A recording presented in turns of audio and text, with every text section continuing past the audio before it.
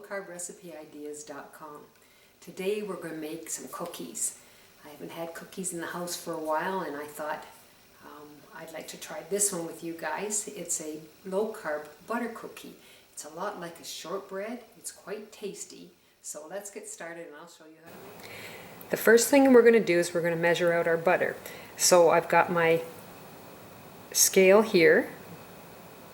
Set it on grams and it's at 0. I'm just going to put a little plate on here. And now since I've got the weight of the plate, I will zero out. And now I'm going to start adding my butter. And I need 120 grams of butter. And I find by weighing it, it makes my dough not sticky, it's perfect. So I highly recommend, if you have a scale, to do this, because that would be wonderful. You can do it without, and sometimes it's sticky, sometimes it's not. So we're just going to keep adding some.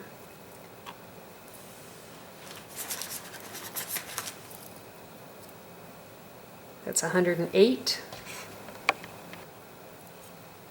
That's 129, so I got to take off 131. 28.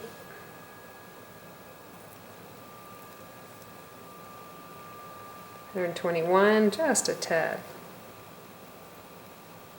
120, perfect. So I'm going to remove this, and I'm going to take this right back to off. Make sure it's totally off.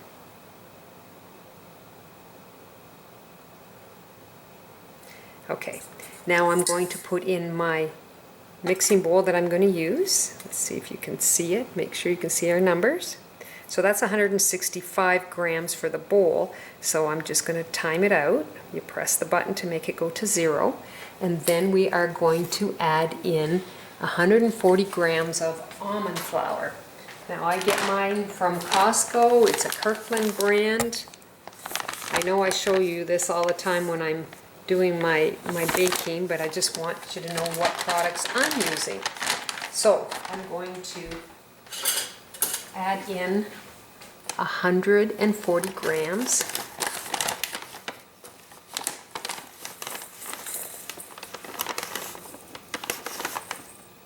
And 125. Oh boy. So I'm just going to take out a little bit. I'm at 143. Oh, I got to get a better spoon.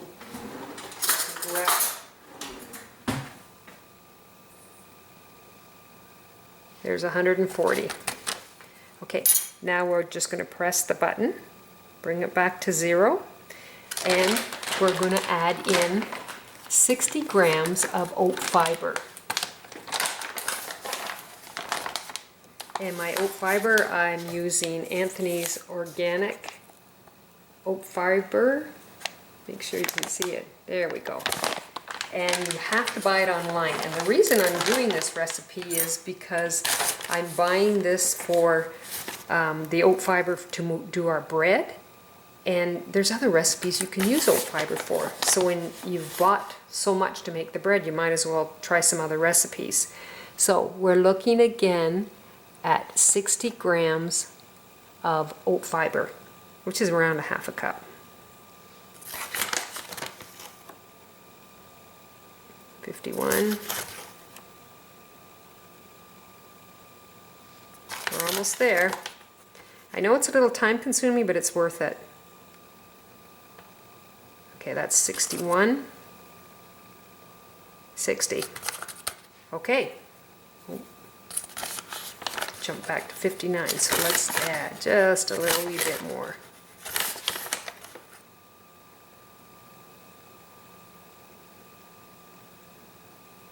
Silly thing. Okay, we've got 60 grams. Now, I'm just going to remove it from the scale because I'm not going to weigh the rest of my ingredients. I'm just going to put it in. So I'm going to put in a half a teaspoon of Himalayan salt. Okay.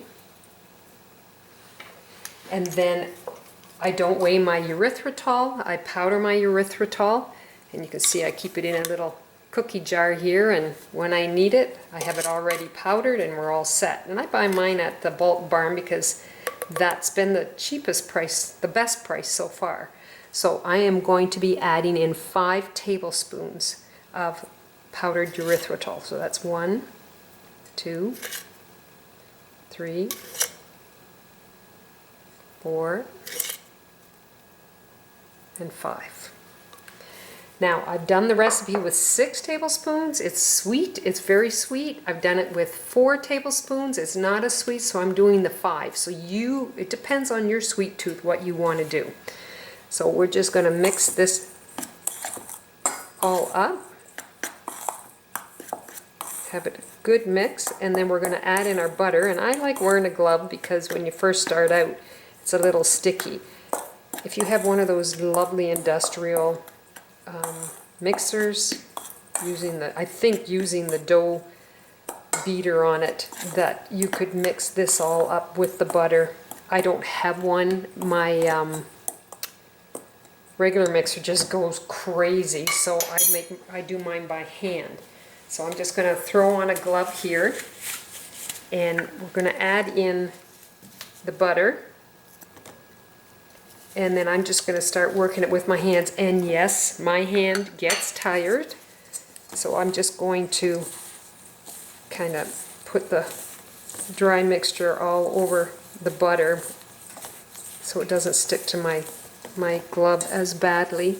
And I'll just keep working on this, and you can see different stages of what happens. And the heat from your hand helps soften the butter up more so that it mixes well with the dry ingredients. So as you can see here, I'm starting to get it to mix nicely, and I'm just going to keep working a little bit more, and it'll all become one solid. See, it's really starting to mix well. So once I've got it into a ball, we'll continue. There, what a nice dough. It smells good. Smells a lot like shortbread. They are close to shortbreads, but I call them butter cookies because I'm making them with butter. So now we're going to take our time and get our cookie sheet out and my silicone mat, and I'm going to roll them and make some cookies. So now I'm just going to take my dough, and I'm going to just take sections of it, and I'm going to roll. And it depends on how small you want them. How big, how small. I don't want them really big because I don't need to be going overboard on my cookies. So all I'm doing is taking them. They're not going to be all the same size, but I'm just taking a ball and I'm rolling them, and then I'm just pressing them down with my hand. You can take a fork and press them down if you like after you've done them in the ball, or you can take and use your parchment paper or your mats and use the roller, the rolling pin, and do your cookies that way and cut them into squares or whatever. There we go. See, it's very simple doing it this way. You don't want to make them too thick. They're not all going to be the same, but I'm going to try and make them the same. So I will continue rolling out the dough. Have your oven set at 350, and that's another thing that you need to be really careful with is your timing, because I say approximately 10 minutes. Every oven is different, but if they start getting too brown, then you're burning them, and they taste burnt, so you're going to have to keep an eye. So just to be safe, I would put the timer on for 9 minutes, just in case you're walking away and you're not keeping an eye on them, and then look and see if you think if they're starting to turn a light brown. I would say take them out, because definitely are done. I always like to wait, that's a little too big, like to wait a little bit and let them cool down. In fact, I try and leave them on the cooling rack for a couple of hours or whatever, because I don't find them that good when you first take them out of the oven. So if I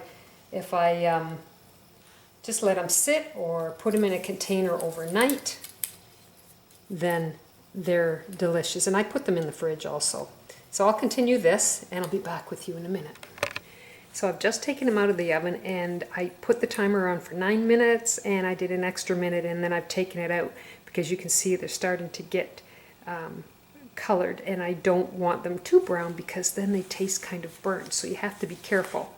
So they need to sit and cool because they're very soft right now. They need to set. So just leave them sitting for a while, and then once they're cooled down, then you can nibble. Okay, so I've got 2 sets of cookies here. The ones I baked yesterday, and then I baked some more today. Now these ones I rolled out and cut them into squares. Some are small, some are big. I wasn't consistent. And you can see that they are browner. That is actually the perfect color it should be. But the ones I baked today are lighter, but they're still really delicious. So they're soft. They taste like shortbread, but not the same because it's soft. But they're still really good. Good flavor. It's a butter cookie here. And then I just like eating them. My problem is I can't eat too many, so I make them smaller just so I don't eat as many. Now these are the ones I just baked. They have a tinge of brown on, but they're not as dark. Oh, sorry. The first ones only had 4 tablespoons of erythritol in it. These ones have 5.